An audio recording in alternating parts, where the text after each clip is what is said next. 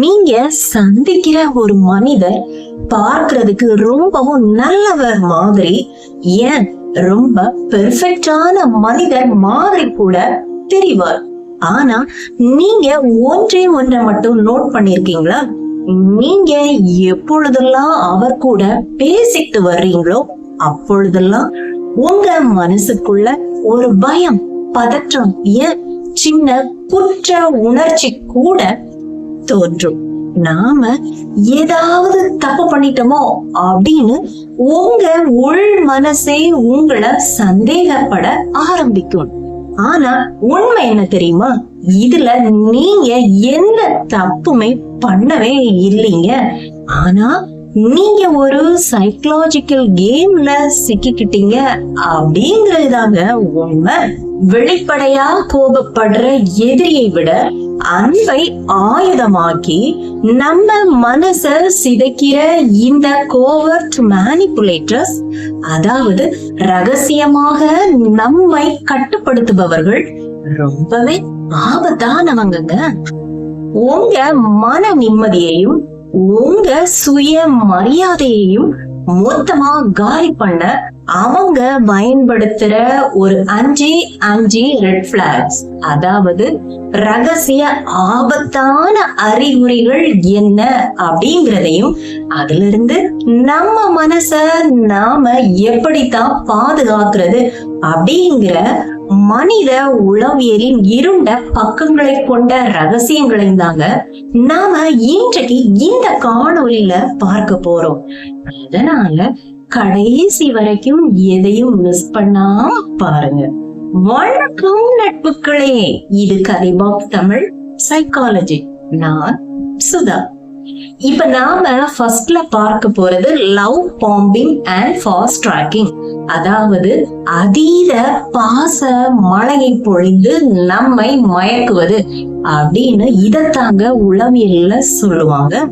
அதாவது நீங்க இப்பதாங்க அவங்க கூட பழகவே ஆரம்பிச்சிருப்பீங்க. ஆனா அவங்க என்ன சொல்லுவாங்க தெரியுமா?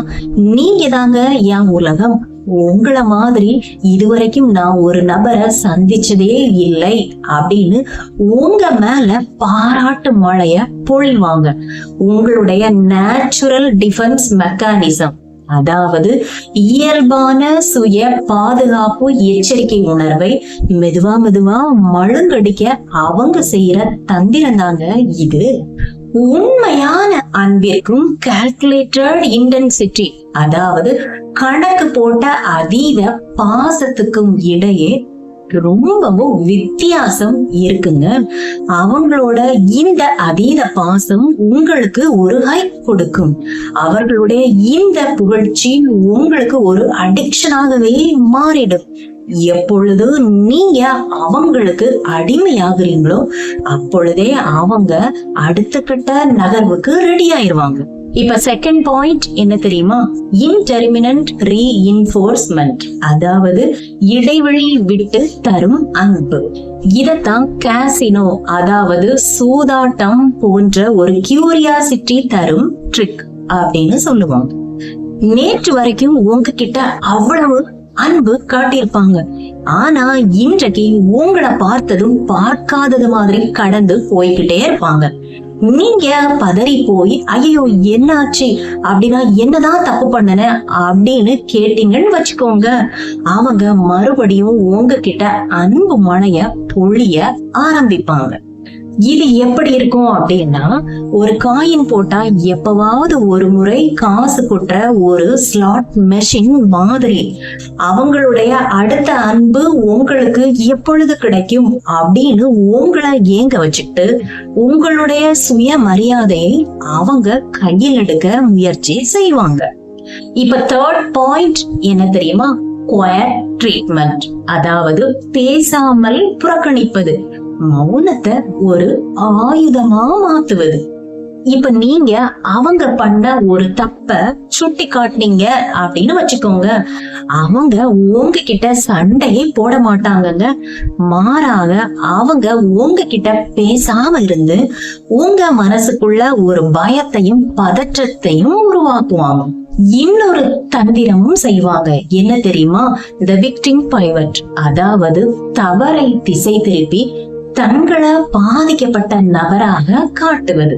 உதாரணமா, இப்ப நீங்க ஒரு நியாயமான கொஸ்டினை அவங்க கிட்ட கேட்டா கூட அவங்க பேசி பேசியே நீங்க தான் அந்த தப்ப பண்ணுனது மாதிரியும் அவங்க பாதிக்கப்பட்ட நபர் மாதிரியும் அந்த சீனையே மாத்திடுவாங்க. கடைசியா நியாயம் கேட்க போன நீங்களே அவங்க கிட்ட சாரி கேட்டு நிப்பீங்க. உங்களுடைய எம்பதியை, அதாவது உங்களுடைய இரக்க குணத்தை உங்களுக்கு எதிரா திருப்பி கடந்த காலத்துல அவங்க எவ்வளவோ கஷ்டப்பட்டாங்க, அதனாலதான் இப்பொழுது அவங்க இப்படி நடந்துட்டாங்க அப்படின்னு நீங்களே அவங்களுக்கு நியாயத்தை கொடுக்கறது மாதிரி உங்களை மாத்திடுவாங்க. இதுதாங்க அவர்களுடைய தந்திரம். 4வது பாயிண்ட் என்ன தெரியுமா? நிஜத்தை மாற்றும் கேஸ் லைட்டிங், அதாவது உங்களுடைய சுய நினைவையே சந்தேகப்பட வைக்கிறது. இது பொதுவா சின்ன சின்ன பொய்கள்ல இருந்துதாங்க ஆரம்பிக்கும். உதாரணமா, நான் அப்படி சொல்லவே இல்லை, நீதான் தப்பா புரிஞ்சுக்கிட்ட, உனக்குதான் ரொம்பவும் மெமரி லாஸ் அப்படின்னு நீங்க நேர்ல பார்த்த ஒரு விஷயத்தையோ அல்லது நீங்க காதால் கேட்ட ஒரு செய்தியையோ போய் அப்படின்னு உங்க மனச நம்ப வைக்கிறதாங்க அவர்களுடைய இந்த தந்திரம். உங்களுடைய உண்மையான எமோஷன்ஸ கூட நீ ரொம்பவும் ரியாக்ட் பண்ற, நீ ரொம்பவும் சென்சிட்டிவான ஒரு ஆளு அப்படின்னு உங்களுடைய உணர்ச்சிகளை மழுங்கடிப்பாங்க. இதோட உச்சகட்டம் என்ன தெரியுமா? உங்களுக்காக உண்மையாக இருக்கும் உறவினர்கள் அல்லது நண்பர்களை உங்களுக்கு எதிரிகள் அப்படின்னு உங்ககிட்ட எடுத்து சொல்லி சொல்லியே உங்களை தனிமைப்படுத்திடுவாங்க. ஏன்னா நீங்க தனிமைப்படுத்தப்பட்டா மட்டும்தான் அவங்க உங்களை முழுசா கண்ட்ரோல் பண்ண முடியும் அப்படிங்கறதாங்க அவர்களுடைய தந்திரமே. இப்போ 5th பாயிண்ட் என்ன தெரியுமா? ஸ்டோயிக் டிட்டாச்மெண்ட் மூலமா மீளுதல். அதாவது இவ்வளவு ஆபத்தான மனிதர்களிடமிருந்து நம்முடைய மனச நாம எப்படித்தான் மீட்டெடுப்பது அப்படின்னு கேட்டீங்கன்னா அதற்கு உளவியல்ல ரொம்ப அற்புதமான ஒரு வழி இருக்குங்க. அதத்தான் உளவியல்ல கிரேர் ஆஃப் மெத்தட் அப்படின்னு சொல்லுவாங்க. அதாவது உங்களுடைய மனச ஒரு சாம்பல் நிற பாறை மாதிரி மாத்திக்கிறது தாங்க இந்த முறை. இப்போ ரோட்டோரம் இருக்கிற ஒரு சாம்பல் நிற பாறைய யாராவது திரும்பி பார்ப்பாங்களா? பார்க்கவே மாட்டாங்கங்க. ஏன்னா அதுல சுவாரஸ்யம் இருக்காது. அதே போலதான் இந்த மேனிபுலேட்டர்ஸ் உங்ககிட்ட ஒரு ரியாக்ஷனை எதிர்பார்ப்பாங்க. என்ன தெரியுமா? நீங்க அழணும், கத்தணும், சண்டை போடணும் அப்படிங்கறதான். ஆனா நீங்க உங்களுடைய எந்த ஒரு ரியாக்ஷனையும் வெளியே காட்டாம சரிங்க, ஓகே, பாத்துக்கலாம் அப்படின்னு சொல்றதோட மட்டும் முடிச்சுக்கோங்க. உங்களுடைய மன அமைதியை கெடுக்கிற எந்த ஒரு விஷயத்துக்கும் உங்களுடைய எல்லையை நான் நெகோஷியபிள் பவுண்டரிஸா, அதாவது எதற்கும் சமரசம் செய்து கொள்ள முடியாத பலமான எல்லையா போடுங்க. அவர்களுடைய வேலிடேஷனுக்காக, அதாவது அங்கீகாரத்துக்காக நீங்க வாழ வேண்டிய சூழ்நிலை இல்லை, அவசியமே இல்லை அப்படிங்கிற மனநிலைக்கு உங்களுடைய மனச கொண்டு வாங்க. ஒருத்தருடைய அன்பு நம்மள சுதந்திரமா, சந்தோஷமா, நிம்மதியா வாழ வைக்கணுங்க. ஆனா அந்த அன்பு உங்களை ஒரு கூண்டுக்குள்ள அடைச்சு வச்சு உங்களுடைய மன நிம்மதியை கெடுத்து நாம இந்த உலகத்துல வாழ்றதே தப்போ அப்படின்னு எண்ண வச்சுச்சுன்னா அதற்கு பெயர் அன்பே இல்லைங்க. அது ஒரு ஸ்லோ பாய்சன்.